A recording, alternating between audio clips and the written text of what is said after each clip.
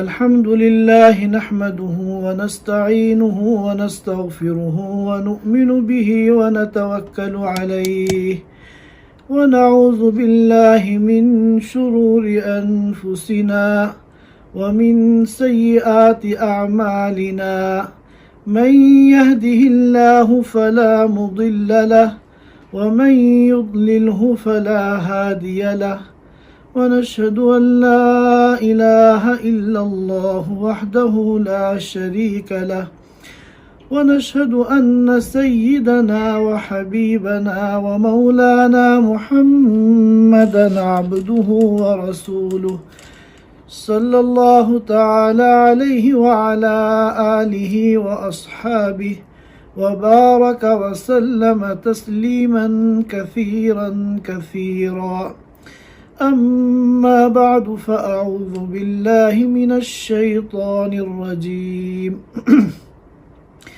بسم الله الرحمن الرحيم قد أفلح المؤمنون الذين هم في صلاتهم خاشعون والذين هم عن اللغو معرضون والذين هم للزكاة فاعلون والذين هم لفروجهم حافظون إلا على أزواجهم أو ما ملكت أيمانهم فإنهم غير ملومين فمن ابتغى وراء ذلك فأولئك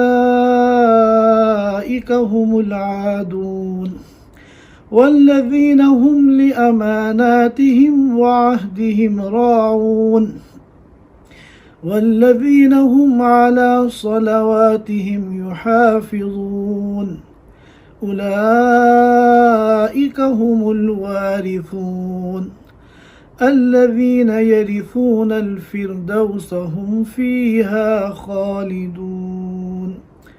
صدق الله العظيم. حضرات سامعین کرام، میں نے آپ حضرات کے سامنے سورہ مومنون کی ابتدائی چند آیات کریمہ تلاوت کی ہیں۔ ان آیات کریمہ میں اللہ رب العزت نے ایمان والوں کی بعض ان صفات کو بیان کیا ہے جن کی بنیاد پر ایمان والے حقیقی کامیابی سے ہمکنار ہوتے ہیں۔ چنانچہ اللہ رب العزت نے فرمایا قد افلح المؤمنون، یقینی طور پر وہ ایمان والے کامیاب ہو گئے۔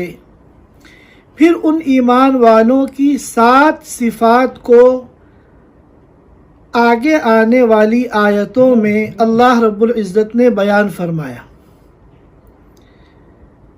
ہم لوگوں نے دنیا کے اعتبار سے کامیابی کا معیار کچھ اور سوچ رکھا ہے۔ ہمارے یہاں جس کے پاس اعلیٰ ڈگری ہو یا اعلیٰ ملازمت ہو یا کوئی اونچا عہدہ ہو یا جس کا ہائی فائی لائف اسٹائل ہو، خوشحال زندگی ہو، بڑا کاروبار ہو، ہم لوگ اس کو کامیاب سمجھتے ہیں۔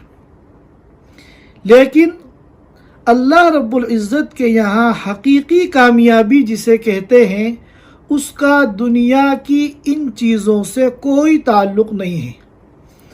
اللہ رب العزت نے ایک موقع پر حقیقی کامیابی کو بیان فرمایا، چنانچہ فرمایا فَمَنْ زُحْزِحَ عَنِ النَّارِ وَأُدْخِلَ الْجَنَّةَ فَقَدْ فَازَ وَمَا الْحَيَاةُ الدُّنْيَا إِلَّا مَتَاعُ الْغُرُورِ، کہ حقیقی کامیاب کون ہے؟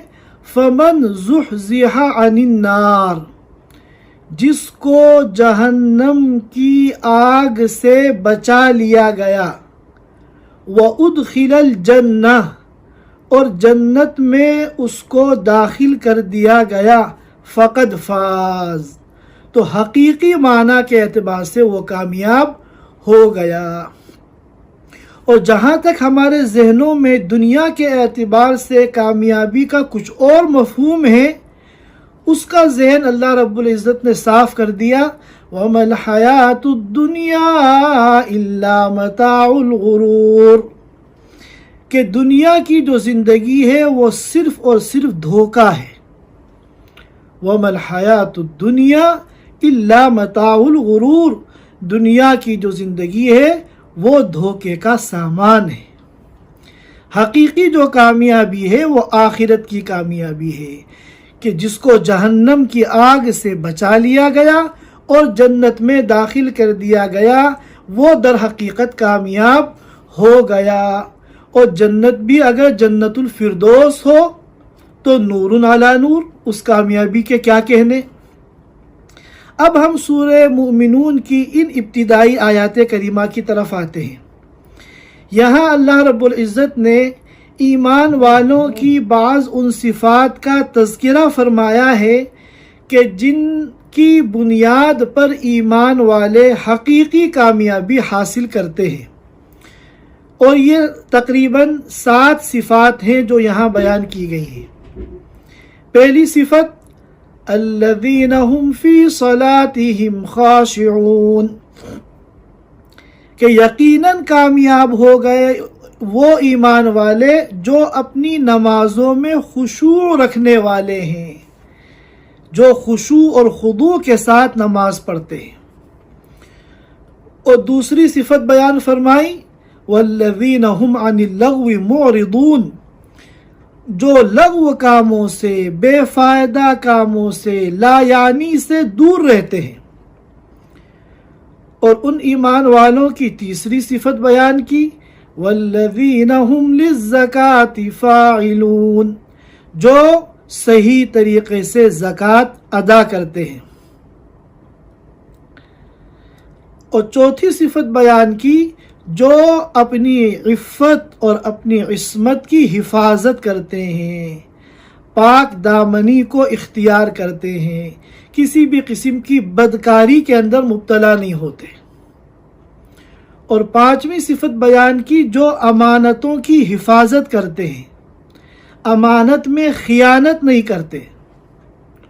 اور چھٹی صفت یہ بیان کی جو اپنے وعدے اور اپنے عہد کے پکے ہوتے ہیں، کسی سے اگر کوئی وعدہ کر لیا تو وعدہ خلافی نہیں کرتے، کسی سے اگر کوئی عہد کر لیا، ایگریمنٹ کر لیا تو عہد شکنی نہیں کرتے۔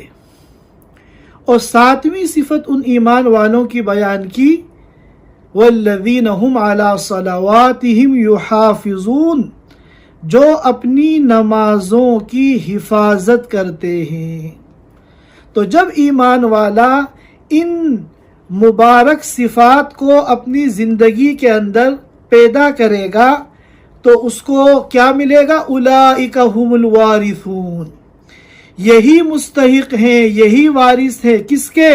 الذین یرثون الفردوس، یہ جنت الفردوس کے مستحق ہیں، جنت الفردوس کے وارث ہیں، یہ جنت الفردوس کے مالک بنیں گے، اس کے مکین بنیں گے، اور وہاں ہم فیہا خالدون، پھر وہاں سے ان کو نکالا نہیں جائے گا، وہاں وہ ہمیشہ ہمیشہ رہیں گے۔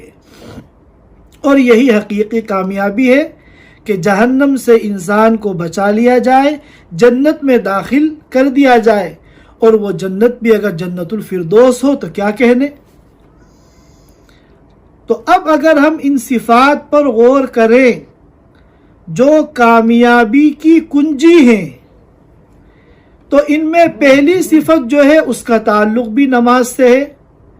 قد افلح المؤمنون الذین هم فی صلاتہم خاشعون، پہلی صفت کیا بیان کی؟ جو اپنی نماز میں خشوع اور خضوع کا اہتمام کرتے ہیں۔ اور پھر آخری صفت جو ہے اس کا تعلق بھی نماز سے ہے، والذین هم علی صلواتہم یحافظون، کہ وہ اپنی نمازوں کی حفاظت کرتے ہیں۔ معلوم ہوا کہ حقیقی کامیابی سے ہمکنار ہونے کے لیے، حقیقی کامیابی کو حاصل کرنے کے لیے جن صفات کو اختیار کرنا ضروری ہے ان میں جو سب سے اہم ہے وہ صفت صلاۃ ہے، یعنی نماز ہے۔ اور لہذا آج کی ہماری گفتگو کا جو موضوع ہے وہ اسلام کی عظیم الشان عبادت یعنی نماز ہے۔ نماز کے موضوع پر چند اہم گزارشات آج کی اس مجلس میں آپ حضرات کے سامنے پیش کرنی ہے۔ اللہ تعالی ہم سب کو عمل کی توفیق عطا فرمائے۔ پہلی جو صفت بیان کی ہے کہ جن کی نمازوں میں خشوع ہے۔ خشوع کسے کہتے ہیں؟ ہم اردو میں عام طور پر دو لفظ ملا کر استعمال کرتے ہیں، خشوع، خضوع۔ ان دونوں میں کیا فرق ہے؟ خشوع کا تعلق ہے دل سے اور خضوع کا تعلق ہے دیگر اعضاء و جوارح سے۔ خضوع کے معنی آتے ہیں جھکنا۔ ہمارے اعضاء اللہ کے سامنے نماز کے دوران جھکے ہوئے ہوں، یعنی اللہ کی طرف متوجہ ہو، کسی قسم کی کوئی غفلت اور لاپرواہی نہ ہو۔ اور یہ کب ہوگا؟ جب ہم نماز کے تمام ارکان کو سنت کے مطابق بجا لائیں گے۔ اور خشوع کا تعلق ہے دل سے۔ خشوع کے معنی ہے دل کا اللہ کی طرف متوجہ ہونا۔ دل اللہ کی طرف متوجہ ہو اور اللہ کی عظمت اور اللہ کی جلالت شان سے معمور ہو، اور دل کے اندر اللہ کی بندگی اور اپنی عاجزی اور انکساری کے جذبات ہو، یہ خشوع ہے۔ معلوم ہوا کہ نماز وہی نماز کامیابی دلانے والی ہے جس نماز کے اندر خشوع ہوگا، اللہ کا دھیان ہوگا، دل اللہ کی طرف متوجہ ہوگا اور اللہ کی عظمت اور اللہ کے تقدس اور اللہ کی کبریائی اور اللہ کی جلالت شان سے معمور ہوگا، اور اپنی بندگی، اپنی عاجزی، اپنی انکساری کے جذبات اس دل کے اندر موجزن ہوں گے تو وہ نماز کامیابی کا ضامن بنے گی۔ حسان بن عطیہ سلف صالحین میں ایک بڑے عالم گزرے ہیں، انہوں نے فرمایا کہ دو آدمی بالکل ایک جیسی نماز پڑھتے ہیں، ایک مسجد میں نماز پڑھ رہے ہیں، ایک امام کے پیچھے نماز پڑھ رہے ہیں، اور دونوں کی نماز ایک ہے، اور بظاہر دیکھنے میں بھی دونوں کی نماز ایک جیسی ہے۔ جیسے یہ رکوع کر رہا ہے اسی طرح یہ بھی رکوع کر رہا ہے، جیسے یہ سجدہ کر رہا ہے اسی طرح یہ بھی سجدہ کر رہا ہے، لیکن حقیقت میں دونوں کی نمازوں کے درمیان فضیلت اور اجر و ثواب کے اعتبار سے زمین اور آسمان کا فرق ہوتا ہے۔ کیوں؟ اس لیے کہ ان میں سے ایک کے دل کے اندر نماز کے دوران خشوع ہے، اس کا دل اللہ کی طرف متوجہ ہے، اور دوسرا کا دل خشوع سے خالی ہے، وہ دنیا کے خیالات کے اندر گم ہے۔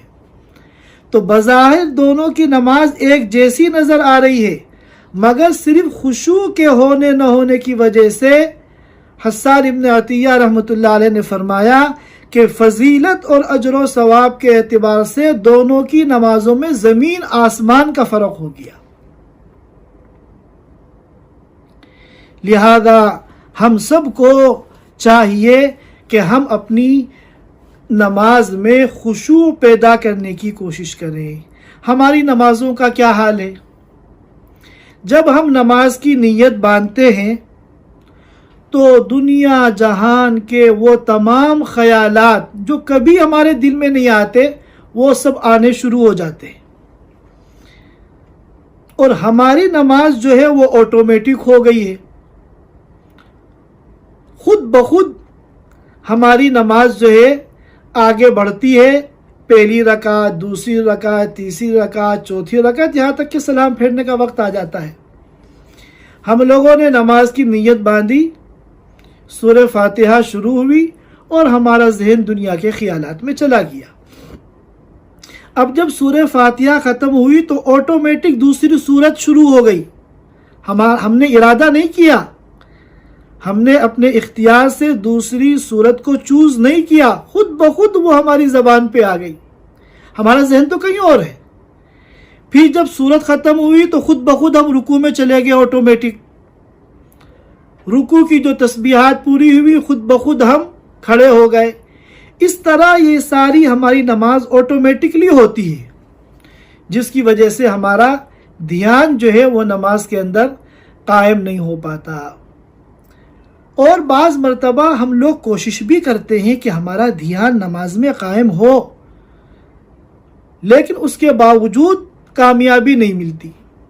इसकी दो वजह है। एक वजह तो ये है कि इंसान की फितरत है कि इंसान जब किसी काम को बार बार करता है तो बार बार करने की वजह से, कसरत से उस काम को करने की वजह से इंसान को उसकी ऐसी प्रैक्टिस हो जाती है कि फिर उस काम में उसको ध्यान नहीं रहता। और जिस काम को वो पहली मर्तबा करता है तो सोच सोच के हर काम को बिल इरादा करता है। मैं मिसाल से इस चीज़ को समझाऊं। हम में से अक्सर लोग यहाँ पर गाड़ियाँ चलाते हैं। गाड़ी के बगैर यहाँ ज़िंदगी बहुत मुश्किल है।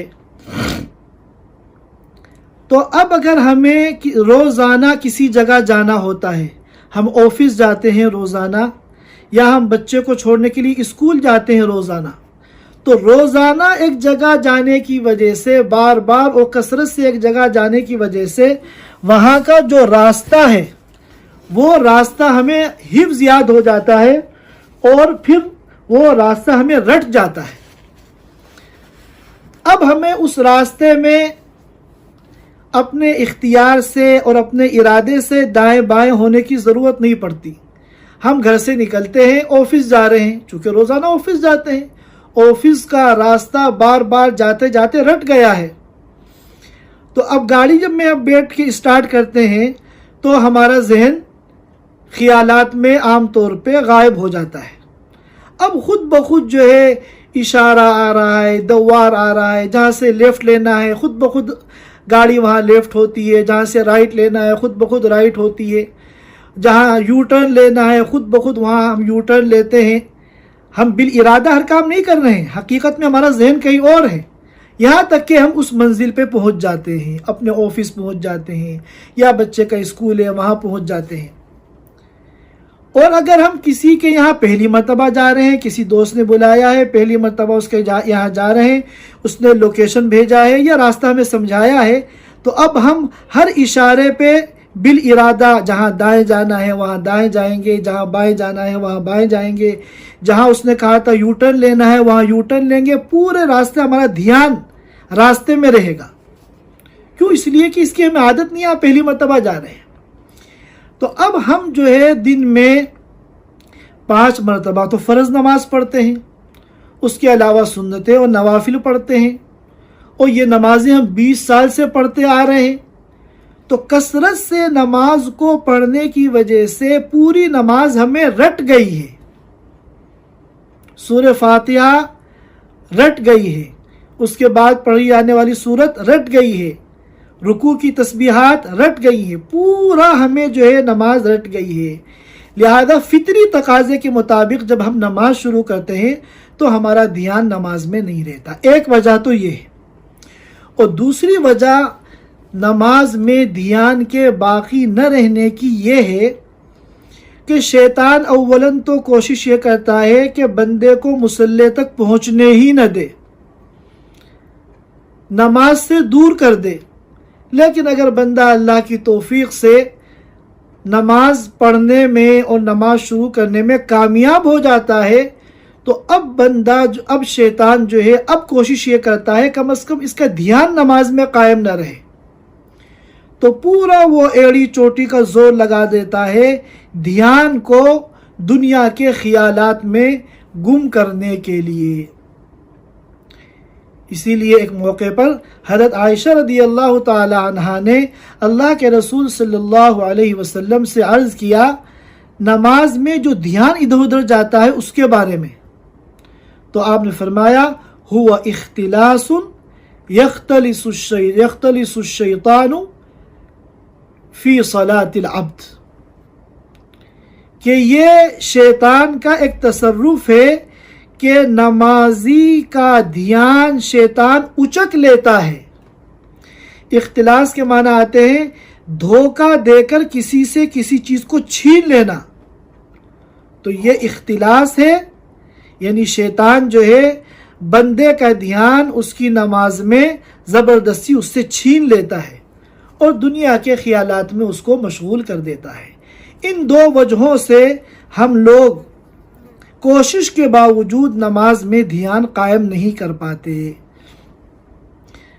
اب اگر بعض مرتبہ ہم کوشش کرتے ہیں کہ ہم نماز میں دھیان قائم کریں پھر بھی چلا جاتا ہے، تو ہوتا یہ ہے کہ چند مرتبہ کوشش کرنے کے بعد جب کامیابی نہیں ملتی تو ہم ہمت ہار جاتے ہیں اور پھر کوشش کرنا چھوڑ دیتے ہیں، اور پھر جس طرح نماز پڑھ رہے ہیں اسی طرح پڑھتے رہتے ہیں، حالانکہ یہ مسئلے کا حل نہیں ہے۔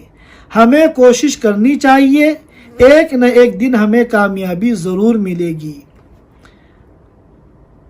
اگر ہماری نماز میں 15 مرتبہ خیالات دنیا کے کاموں کی طرف جاتے ہیں، ہم جب کوشش کریں گے، ٹھیک ہے پہلی کوشش میں ایسا نہیں ہوگا کہ 100% ہماری نماز خشوع والی بن جائے، لیکن 15 مرتبہ اگر خیالات دنیا کے ہمارے دل میں آتے تھے تو جس دن ہم کوشش کریں گے اس دن 14 مرتبہ آئیں گے، ایک مرتبہ کم ہو جائے گا، پھر کوشش جاری رکھیں گے 13 ہوگا، پھر کوشش جاری رکھیں گے 12 ہوگا، اور کوشش جب ہم کنٹینیو کریں گے تو ایک نہ ایک دن وقت آئے گا کہ انشاءاللہ ہماری نماز کے اندر 100% خشوع پیدا ہو جائے گا۔ لہذا ہمت نہیں ہارنی چاہیے، اپنی کوشش کو جاری رکھنا چاہیے۔ میں نے اس سے پہلے ایک موقع پر نماز میں خشوع پیدا کرنے کا ایک طریقہ آپ حضرات کے سامنے پیش کیا تھا، اور وہ طریقہ یہ ہے کہ ہم نماز کے ہر عمل کو بالارادہ کریں، اپنے اختیار سے کریں، یعنی یہ جو ہماری نماز آٹومیٹکلی ہو گئی ہے ہم اس چیز کو ختم کریں۔ ہم جب نماز کی نیت باندھیں تو ثنا پڑھیں ارادے سے کہ اب ہم ثنا پڑھ رہے ہیں، ثنا ختم ہو گئی ہے اب ہمیں اعوذ باللہ پڑھنا ہے، اعوذ باللہ ختم ہو گئی اب ہمیں بسم اللہ پڑھنا ہے، بسم اللہ ختم ہو گئی ہے اب ہمیں سورہ فاتحہ شروع کر رہے ہیں الحمدللہ رب العالمین، اب پہلی آیت ختم ہو گئی ہے اگلی آیت پڑھ رہے ہیں الرحمن الرحیم، اب یہ ختم ہو گئی ہے اب اس کی اگلی آیت پڑھ رہے ہیں مالک یوم الدین۔ اس طرح پھر جب رکوع میں جائیں تو سبحان ربی، جو رکوع کی تسبیحات ہیں، سجدے کی تسبیحات ہیں، ہر عمل کو ہم بالارادہ کریں، تو اس سے انشاءاللہ ہمارا ذہن جو ہے وہ نماز کے اندر رہے گا، دنیا کے خیالات میں نہیں جائے گا، اور پھر دھیرے دھیرے جو خشوع کے حقیقی معنی ہیں وہ انشاءاللہ ہمیں حاصل ہو جائیں گے۔ نماز کیسی پڑھنی چاہیے، اللہ تعالیٰ کی عبادت کیسی کرنی چاہیے، احادیث میں اس سلسلے میں ایک لفظ آتا ہے صفت احسان، کہ اللہ کی نماز اور اللہ کی عبادت اس طرح کرو کہ تم کو صفت احسان حاصل ہو۔ حدیث جبریل میں حضرت جبریل امین نے آپ صلی اللہ علیہ وسلم سے جو چند سوالات کیے تھے اس میں صفت احسان کے بارے میں بھی پوچھا تھا کہ احسان کیا ہے، تو آپ صلی اللہ علیہ وسلم نے فرمایا تھا صفت احسان یہ ہے ان تعبد اللہ کأنک تراہ فإن لم تکن تراہ فإنہ یراک، کہ اس طرح عبادت کرو، اس طرح نماز پڑھو گویا کہ تم اللہ کو دیکھ رہے ہو، اور اگر احسان کا یہ اعلیٰ درجہ حاصل نہ ہو سکے تو کم از کم یہ تصور کرو کہ اللہ تمہیں دیکھ رہا ہے۔ اگر یہ صفت ہمیں حاصل ہو جائے اور یہ تصور ہمیں حاصل ہو جائے تو پھر ہماری نماز ایسی ہوگی جس کے اندر خشوع ہی خشوع ہوگا۔ میں اس صفت احسان کو ایک مثال کے ذریعے سمجھاتا ہوں کہ دیکھیے ایک کارخانہ ہے، وہاں ہزاروں ملازمین کام کرتے ہیں۔ اب ظاہر ہے کہ اگر کوئی نگرانی نہیں ہوتی ہے، کسی کا کوئی ڈر یا کسی کی جواب دہی کا کوئی امکان نہیں ہوتا ہے، تو پھر کام ملازمین الٹا سیدھا کرتے ہیں، بیچ بیچ میں آرام بھی کر رہے ہیں، بیڑی سگریٹ پی رہے ہیں، موبائل بھی اس میں دیکھ رہے ہیں، فون آ گیا لمبی لمبی باتیں بھی کر رہے ہیں، استنجے وغیرہ کے بہانے آنا جانا کر رہے ہیں، ٹھیک سے وہ کام نہیں کرتے۔ لیکن اگر جو اس کمپنی کا مالک ہے وہ سامنے آ کے بیٹھ جائے کرسی رکھ کے، اور آپ کو وہ نظر آ رہا ہے، تو اب آپ بتائیے کیا آپ اپنے کام میں کوئی کوتاہی کریں گے؟ 19-20 کا بھی فرق آنے نہیں دیں گے، پورے اہتمام کے ساتھ، پورے دھیان کے ساتھ، پوری ہدایات کے مطابق آپ اس کام کو کریں گے، کیونکہ آپ کو پتا ہے ذرا سا بھی اگر کام میں خرابی ہو گئی تو یہ جو سامنے مالک اور مدیر بیٹھا ہوا ہے یا تو میری سیلری کاٹ دے گا یا پھر ہمیشہ کے لیے مجھے فنش کر دے گا۔ تو یہ تو بہت اعلیٰ درجہ ہے کہ تمہیں مدیر سامنے بیٹھا ہوا نظر آ رہا ہے، اور ایک اس کے مقابلے میں ادنا درجہ یہ ہے کہ آپ کا مالک تو آپ کے سامنے نہیں بیٹھا ہے اور آپ کو نظر نہیں آ رہا ہے، لیکن کارخانے نے مالک نے یہ کیا کہ CCTV کیمرے لگا دیے اور اس کو آفس کے اندر اپنے کمپیوٹر کے ساتھ کنیکٹ کر لیا۔ اب وہ چینل بدل بدل کے ہر ایک کو دیکھتا رہتا ہے کہ کون کیسا کام کر رہا ہے۔ تو جب یہ سسٹم ہو جائے گا تو بھی کارخانے کے جو ملازمین ہیں وہ کام میں لاپرواہی نہیں کریں گے۔ ٹھیک ہے، اس درجے کا اہتمام تو نہیں کریں گے کہ جس صورت میں مالک سامنے آپ کو نظر آ رہا تھا، آپ مالک کو دیکھ رہے تھے، لیکن اس صورت میں بھی آپ کام کا اہتمام کریں گے کہ مالک تو آپ کو دیکھ رہا ہے، وہ اپنے اسکرین پر آپ کو دیکھ رہا ہے۔ تو اسی طرح ہم اگر اس طرح عبادت کریں کہ ہم اللہ کو دیکھ رہے ہیں، ان تعبد اللہ کأنک تراہ، کہ اس طرح اللہ کی عبادت کرو گویا کہ تم اللہ کو دیکھ رہے ہو، اور اگر یہ کیفیت نہ ہو سکے تو کم از کم یہ سوچو فَإِن لَمْ تَكُنْ تَرَاهُ فَإِنَّهُ يَرَاكَ، کہ اگر تم یہ تصور نہیں کر سکتے تو یہ تصور کر لو کہ اللہ تمہیں دیکھ رہا ہے۔ تو اس صفت احسان کے ساتھ جب ہم نماز پڑھیں گے تو ہماری نماز کے اندر خشوع ہی خشوع ہوگا، اور وہ نماز 100% اللہ تعالیٰ کے ہاں مقبول ہوگی۔ نماز میں تو اللہ تعالیٰ نے بے پناہ طاقت رکھی ہے، بے پناہ قوت رکھی ہے۔ اگر ہماری نماز صحیح ہو جائے تو ہمارے سارے مسئلے حل ہو جائے۔ ان الصلاۃ تنہی عن الفحشاء والمنکر، نماز اگر صحیح ہو تو یہ نماز ہی ہم کو گناہوں سے روک دے گی۔ آج ہم نمازیں پڑھتے ہیں لیکن ہماری نماز صحیح نہیں ہے، لہذا نمازی ہونے کے باوجود سارے دنیا جہان کے گناہ بھی ہم سے ہو رہے ہیں۔ لہذا ہم لوگ اپنی نماز کی فکر کریں اور اس میں خشوع پیدا کریں۔ اللہ رب العزت فرماتے ہیں قد افلح المؤمنون الذین هم فی صلاتهم خاشعون، وہی ایمان والے کامیاب ہوں گے جن کی نمازوں کے اندر خشوع ہے۔ اور آخر میں نماز کے متعلق جو صفت بیان کی وہ کیا ہے؟ والذین هم علی صلواتهم یحافظون، جو اپنی نمازوں کی حفاظت کرتے ہیں۔ نمازوں کی حفاظت سے کیا مراد ہے؟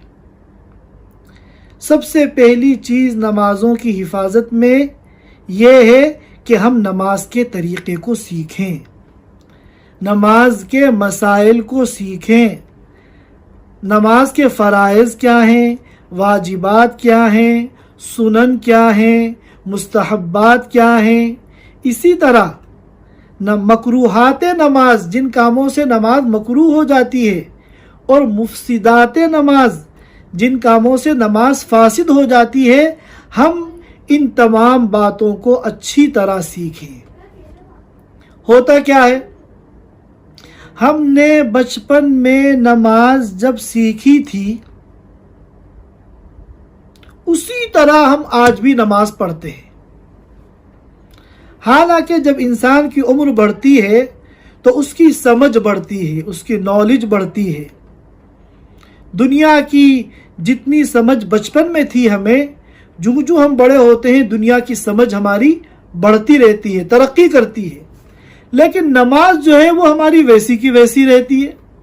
बचपन में जिस तरह हमें रटाया गया था और याद कराया गया था, हम उसी तरह नमाज ज़िंदगी भर पढ़ते रहते हैं।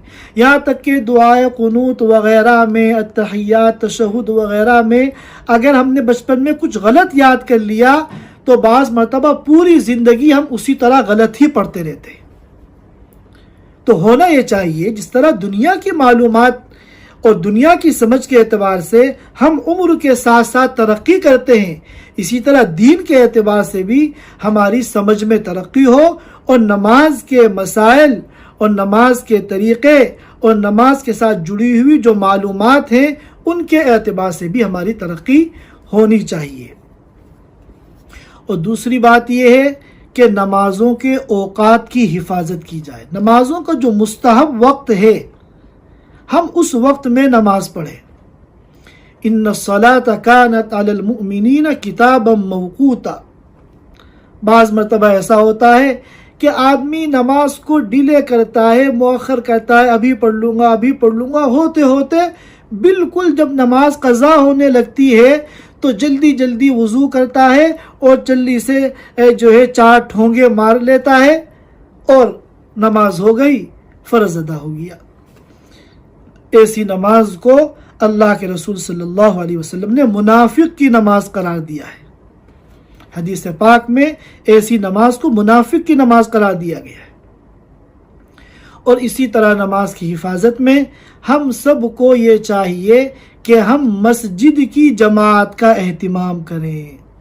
बाज़ उलमा ने लिखा है कि मर्दों के लिए बिला उज़्र घर में नमाज पढ़ना और मस्जिद की जमात को छोड़ना ये इस तरह है जैसा कि उसने नमाज को नाक़िस तरीक़े से अदा किया।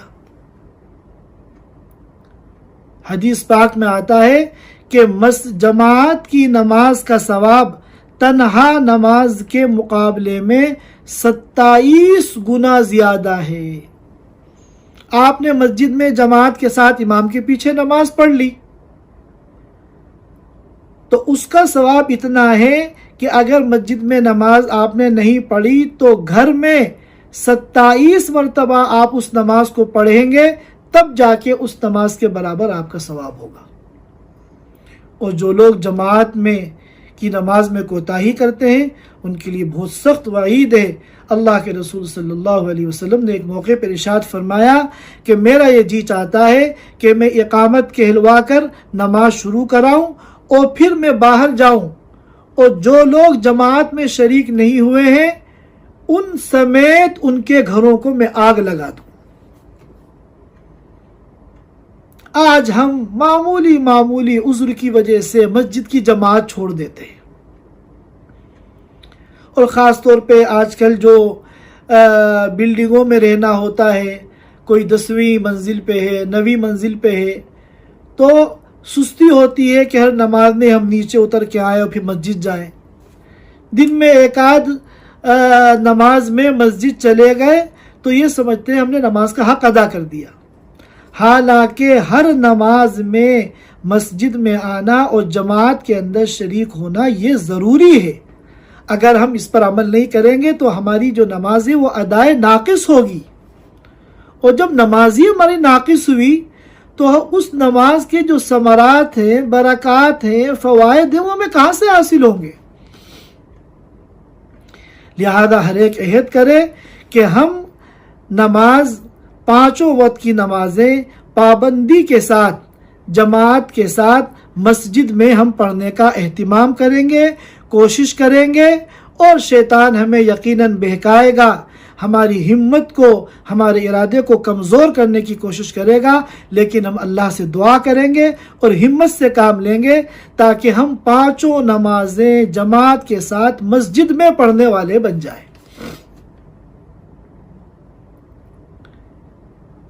لہذا اس سلسلے میں ہم لوگوں کو فکر کرنی چاہیے کہ ہم اپنی نمازوں میں خشوع بھی پیدا کریں اور اسی طرح اپنی نمازوں میں کی ہم حفاظت کریں۔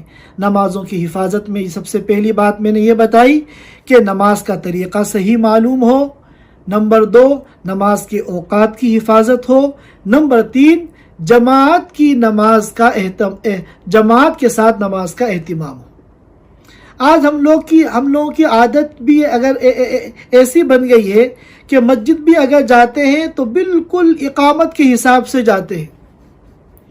ہمارے مقابلے میں ہمارے جو عرب حضرات ہیں، ان میں جو نمازی ہیں، آج کل تو خیر لاک ڈاؤن ہے، مسجد پہلے سے کھلی ہوئی نہیں ہوتی ہے، اذان سے ہی 5 منٹ پہلے کھلتی ہے، لیکن عام ایام کی میں بات کر رہا ہوں کہ وہ آدھا گھنٹہ، پون گھنٹہ پہلے آ کے صف میں بیٹھ جاتے ہیں، تلاوت کر رہے ہیں، ذکر کر رہے ہیں، دعا کر رہے ہیں۔ ہم گھر میں خالی بیٹھے ہیں، ہم یہ دیکھ رہے ہیں ابھی تو 10 منٹ ہے، ابھی تو 15 منٹ ہے۔ تو جب بھی موقع ہو، جتنا جلدی ہو سکے ہم مسجد جائیں، کیونکہ اذان اور اقامت کے درمیان کا جو وقت ہے یہ بہت قیمتی ہے۔ صحیح ابن حبان کے اندر روایت ہے، اللہ کے رسول صلی اللہ علیہ وسلم نے فرمایا، الدعاء بین الاذان والاقامت لا يرد، کہ اذان اور اقامت کے درمیان بندہ اللہ سے جو دعا مانگتا ہے وہ دعا رد نہیں ہوتی، ریجیکٹ نہیں ہوتی، اللہ رب العزت اس دعا کو ضرور قبول کرتے ہیں۔ اور یہ بات کہہ کر اللہ کے رسول صلی اللہ علیہ وسلم نے فرمایا فدعو، لہذا اے ایمان والو اذان اور اقامت کے درمیان تم دعا کیا کرو۔ تو یہ دعا کا وقت ہے، قبولیت کا وقت ہے، اللہ کی رحمتیں ہماری طرف متوجہ ہیں اور ہم بلا وجہ مسجد پہنچنے میں تاخیر کرتے ہیں۔ لہذا ان تمام باتوں کو جو اس مجلس میں کہی گئی ہیں، اللہ تعالی ہم سب کو اس پر عمل کرنے کی توفیق عطا فرمائے اور ہمیں سچا اور پکا مسلمان بنائے، سچا اور پکا نمازی بنائے، نمازوں کا حق ادا کرنے کی ہم سب کو توفیق عطا فرمائے۔ وآخر دعوانا ان الحمد للہ رب العالمین۔ جزاک اللہ خیر۔